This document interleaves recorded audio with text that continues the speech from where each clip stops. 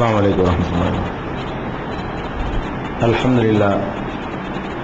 الحمد لله نحمده ونستعينه ونستغفره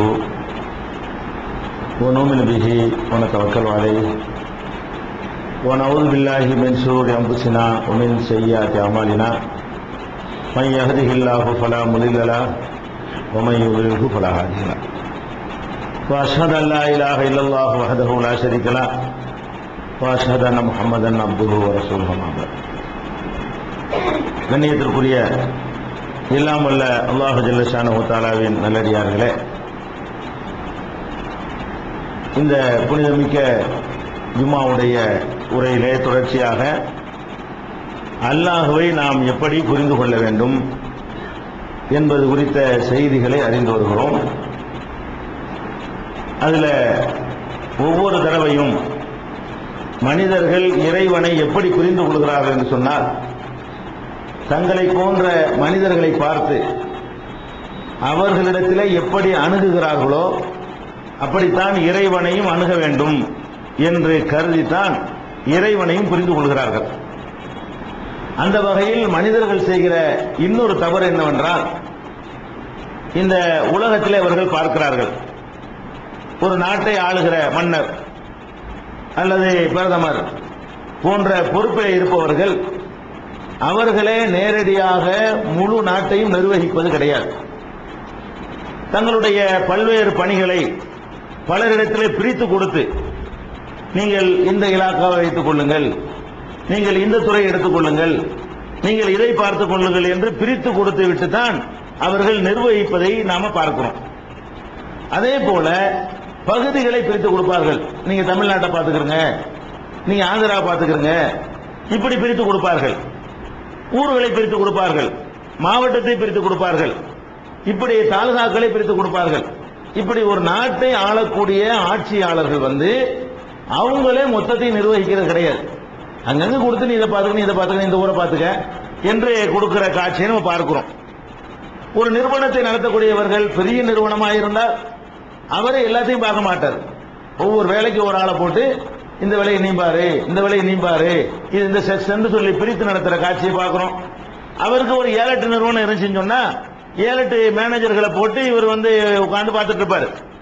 அப்ப அந்த காரியம் ஆகக்கூடியவர்கள் நேரடியா அந்த ஓனர் அணுக மாட்டாங்க, இந்த மேனேஜர் தான் போய் பார்ப்பாங்க. அவர் வழியாக தான் காரியங்களை முடித்துக் கொள்வார்கள்.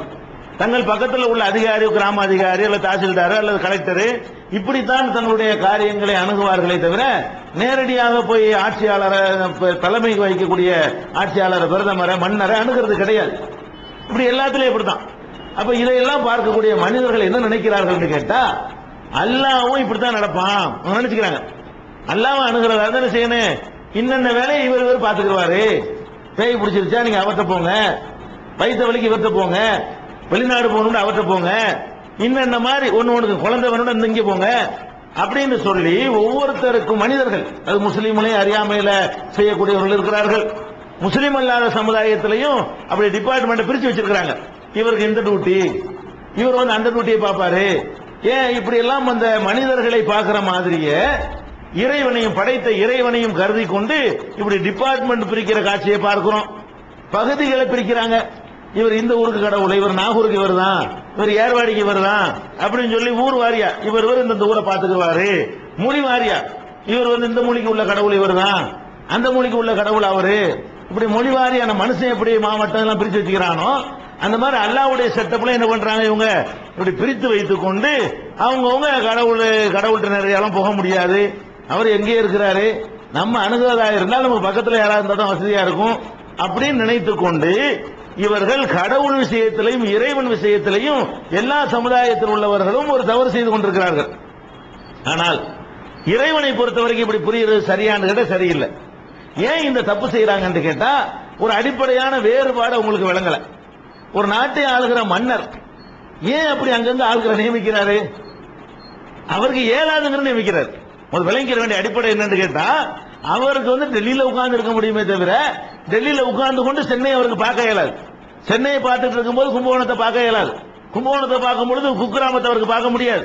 அவருக்கு பார்க்க இயலாது என்ற காரணத்தினால மனிதர்களை பொறுத்த வரைக்கும் அவங்களுடைய கேட்கிற சக்தி ஒரு எல்லைக்கு உட்பட்டது, அவங்களுடைய பார்க்கிற சக்தி ஒரு எல்லைக்கு உட்பட்டது, அவங்களுடைய உடல் வலிமை சிந்திக்கிற திறன் ஒரு எல்லைக்கு ஒரு லிமிட்டுக்கு உட்பட்டது. இப்படிங்கிற காரணத்தினாலதான் மனிதன் என்ன செய்யறான்னு கேட்டா தனக்கு முடியும் போது தானே பாத்துக்கிறான், முடியலங்கும் போதுதான் நீங்க இதை பாருங்க, ஒரு கம்பெனி வச்சிருக்கும் போது அவன் தான் பாத்துக்கிட்டு இருக்கான், ஒரு பெட்டிக்கடை வச்சிருக்கும் போது அவன் தான் உட்கார்ந்துகிட்டு இருப்பான். அது 4 பெட்டிக்கடையா போகும்போது தான் இன்னொரு 3 பேரை அவன் சேர்க்க வேண்டி வருது. அப்ப ஒரு மனிதன் தனக்கு இயலவில்லை என்ற காரணத்தினாலதான் இப்படி எல்லாம் செட்டப் பண்ணி நிர்வாகம் பண்றான். அப்ப அல்லாஹ்வை நம்ம எப்படி விளங்கணும்னு கேட்டா மனிதனுக்கு எப்படி இந்த பார்க்கிற சக்தி ஒரு அளவுக்கு இருக்கிறதோ நமக்கு எதை பார்க்க இயலும், இப்படி முன்னாடி இருக்கிறத பார்க்க இயலும். நமக்கு பார்க்க நம்மளும் பார்க்கிறோம், எல்லாம் பார்க்கறான். நமக்கு எதை பார்க்க முடியும் என்று கேட்டால் நம்முடைய பார்வைக்கு எல்லை இருக்குது. என்ன எல்லை? வெளிச்சம் இருந்தா தான் முதல்ல பார்க்க முடியும். பக்கத்திலே ஒருத்தர் இருக்காரு, அமாவாசை இருட்டு லைட்டே இல்ல, அவர் யாரும் பார்க்க இயலாது. நம்ம கண்ணுக்கு பக்கத்தில் 4 அடி பக்கத்தில் இருந்தா கூட நம்ம பார்க்கறதா இருந்தா வெளிச்சம் வேணும், அப்பதான் பார்க்க முடியும். நம்ம எதை பார்க்கிறோமோ அதுக்கு நமக்கு மத்தியில தடுப்பு இருக்க கூடாது. இந்த செவத்துக்கு பக்கத்தில் ஒருத்தர் இருக்காரு, பார்க்க இயலாது. எவ்வளவு வெளிச்சத்தை போட்டாலும் செவத்துக்கு அங்கிட்டு உள்ளால பார்க்க இயலாது. அப்ப செவர் இருக்கக்கூடாது, ஒரு போர்டு இருக்கக்கூடாது, ஒரு திரை சிலை நம்மளை தடுக்க கூடாது. இப்படி எல்லாம் கண்டிஷனுக்கு உட்பட்டு நமக்கு பார்க்க முடியும். ஒரு அளவுக்கு தூரத்தில் இருந்தா தான் பார்க்க முடியும். ஓபன் பிளேஸ்ல வெட்ட வழியில் நின்றால் கூட 5 கிலோமீட்டருக்கு அப்பால் வர்ற ஒருத்தர் நமக்கு பார்க்க இயலுமாண்டா இயலாது. அப்ப நம்முடைய பார்வையை பொறுத்த வரைக்கும் நமக்கு என்ன இயலுது, இவ்வளவுதான் நம்முடைய சக்தி தான், இவ்வளவுதான் பார்க்க இயலும், இதை தாண்டி பார்க்க இயலாது. அப்ப நம்முடைய பார்க்கிற சக்தி இப்படி இருக்கிற மாதிரி அல்லாவுக்கு அப்படியா? எதனால இந்த குழப்பம் வருதுன்னு கேட்டா எப்படி பார்க்க இயலும்? அதனால அங்க வச்சுக்கலாம், நாகூருக்கு எதுக்கு நாங்க போறோம், அங்க இருந்து எல்லாத்தையும் பார்க்க இயலுமா? அதனால நாகூர் டிபார்ட்மெண்ட் அவர்கிட்ட கொடுத்து விட்டான், அதனால நாங்க அவர்கிட்ட போய் கேட்கிறோம், அப்படி நினைக்கிறார்கள். அப்ப அல்லாஹ்வை பொறுத்த வரைக்கும் நம்ம எப்படி வழங்க வேண்டும் என்று சொன்னால் அல்லாஹ்வுடைய பார்வை சக்தி எப்படிப்பட்டது? ஒரு நேரத்தில் நமக்கு 2 கண்ணு இருக்குங்க, 2 கண்ணை கொண்டு 2 காட்சி பார்க்க இயலாம அல்லாஹ் நம்மளை அப்படி பழகணும், நம்மளை படைச்சிருக்கான். 2 கண்ணு, இந்த கண்ணை கொண்டு இங்க பாக்குறது, இந்த கண்ணை கொண்டு இவரை பார்க்க இயலுமா? 2 கண்ணும் சேர்ந்து ஒரு காட்சி தான் பார்க்கறதே தவிர ஒரு கண்ணு ஒரு பக்கம் இன்னொரு கண்ணு இன்னொரு பக்கம் பார்க்கிற அளவு கூட நமக்கு வலிமை இல்லை. ஒரு டைரக்ஷன் பார்க்க முடியும், அவ்வளவுதான். முதுகுக்கு பின்னாடி நமக்கு பார்க்க இயலாது, ரொம்ப கிட்ட வந்தா கூட பார்க்க இயலாது, ஒரு குறிப்பிட்ட அளவு தூரத்தில் இருந்தா தான் பார்க்க இயலும். இந்த மாதிரி இறைவனுக்கு இருக்குமா? இருந்தா அவன் வேற ஆள்கிட்ட கொடுத்துட்டா வேண்டி இருக்குது.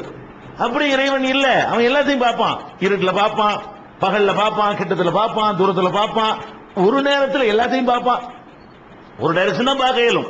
உருண்டையா இருக்கு பூமி, உருண்டைய ஒரு பந்தா இருந்தா கூட கிட்டத்துல வச்சா கூட 50% தான் நீங்க பார்க்கலாம், அங்கிட்டு உள்ள பார்க்க இயலாது ஒரு உருண்டையா இருந்தா கூட. ஆனால் பூமி உருண்டையா இருந்தால் கூட அவன் மேலே பார்ப்பான், கீழே பார்ப்பான். ரப்புல் ஆலமீனை பொறுத்தவரை என்னது, பூமிக்கு மேல உள்ளதும் பார்ப்பான், மேல கீழே எது சுழல்கிற உருண்டைக்கு எது மேல எது கீழே, அது சுழல்கிற உருண்டையில ஒரு பகுதி உங்களுக்கு பார்க்க இயலும் மனிதனுக்கு. அல்லாஹ்வுக்கு அங்கிட்டு பார்க்க இயலும், இங்கிட்டு பார்க்க இயலும். இப்படிங்கிறத நம்ம விளங்கி கொண்டோமே ஆனால் அவன் யாருக்கும் எந்த இலாக்காவும் பிரித்து கொடுக்க, அவனே தான் எல்லாத்தையும் பார்க்கிறானே, அவனே எல்லாத்தையும் பார்க்கக்கூடிய நேரத்தில் அவனுக்கு இந்த மாதிரி பிரித்து கொடுக்க வேண்டிய எந்த ஒரு தேவையும் இல்லை. அவனையே நேரடியாக நம்ம அணுகிவிடலாம். இதை நம்ம விளங்கிக் கொள்ளணும். நம்ம கேட்கிறோம், அல்லாஹ்வும் கேட்கிறான், அது ஒரு முக்கியமானதானே. கேட்கிறது ரொம்ப முக்கியமானது. கேட்டா தான் அந்த கோரிக்கையை நிறைவேற்றி தர முடியும். அப்ப நம்ம என்ன நினைக்கிறோம், இந்த பக்கத்தில் ஒரு போய் கேட்டு வந்துடலாம், அவன்கிட்ட தூரத்தில் போய் எப்படி கேட்கறது, அப்படி நினைத்துக் கொண்டுதான் நம்ம அங்கங்க தர்காக்கள்ல போய் கேட்கிறோம், வேற வேற ஆட்கள்கிட்ட போய் மனிதர்கள்ட்ட போய் கேட்கிறோம். இதுக்கெல்லாம் காரணம் என்ன? அல்லாஹ் இப்படி உலகம் கேட்பான், லட்சக்கணக்கான பேர் கத்த போறோம், அதனால நம்ம இப்படி பிரிச்சுக்கிறோம் அப்படின்னு மனிதனுக்கு செட்டப் பண்ற மாதிரி பண்ணுகிறோம். மனிதனுடைய கேட்கிற சக்தியும் அல்லாஹ்வுடைய கேட்கிற சக்தியும் ஒன்னாண்டு கேட்டா இல்லங்கிறது விளங்குனது குழப்பம் வராது. என்ன இவங்க விளங்கி வச்சிருக்காங்க, அல்லாஹ்வை இறைவனை கடவுளை என்ன நினைக்கிறாங்கன்னு கேட்டா அவன் நம்மள மாதிரி தான். நமக்கு எவ்வளவு ஆற்றல் பார்க்கிற சக்தி இருக்கு அவ்வளவு அவனுக்கும் பார்க்க இயலும், நமக்கு எவ்வளவு கேட்க முடியுமோ அவ்வளவு அவனுக்கு கேட்க இயலும்னு இவங்க நினைக்கிறாங்க. நமக்கு எவ்வளவு கேட்க இயலும், ஒரு குறிப்பிட்ட தொலை உள்ளதை கேட்க இயலும், ஒரு நேரத்தில் ஒருத்தர் பேசினாதான் கேட்க இயலும், அதாவது பிரித்தறிய இயலும். அவ்வளவு பேர் ஒன்னா கத்திரிட்டு வைங்க, ஒரு கதம்பமா ஒரு கூச்சல் விளங்குமே தவிர நீங்க என்ன கேட்டீங்கன்னு விளங்காது. எல்லாரும் ஆளுக்கு ஒரு கோரிக்கை கத்துறீங்க இந்த சபையில இருந்து கொண்டு, யார் யாரு நீ இன்னது கேட்ட, நீ இன்னது கேட்டன்னு எனக்கு சொல்ல இயலுமா? சொல்ல இயலாது. அப்ப நம்ம ஒரு நேரத்தில் ஒரு ஆள் கியூல தான் கேட்டாகணும். மனிதனுடைய கேட்கும் சக்தி எப்படி இருக்குன்னு கேட்டா ஒரு நேரத்தில் ஒண்ணுதான் கேட்க இயலும், 2 கேட்க இயலாது. இந்த காதுல நீ சொல்லு, இந்த காதுல நீ சொல்லு ஒன்னு கேட்டு பாருங்க, ரொம்ப கேட்க வேணாம். 2 காதுக்கு 2 கேட்டு பார்ப்போமே, 2 கேட்க இயலாது. 2 போன் ஒரே நேரத்தில் அட்டன் பண்ண முதல்ல 2 போன் அடிக்குது, இது அட்டன் பண்ண அதை ஹோல்ட் பண்ணி தான் ஆகணும், அதான் ஹோல்டும் வச்சிருக்கான். அப்ப ஒரு போன்ல கூட ஒரு 2 போன் அட்டன் பண்ண நம்ம சக்தியை பாத்தீங்களா? இதான் மனுஷன். இது பிரதமருக்கு இவ்வளவுதான், முதலமைச்சருக்கு இவ்வளவுதான், ராஜாதி ராஜாவா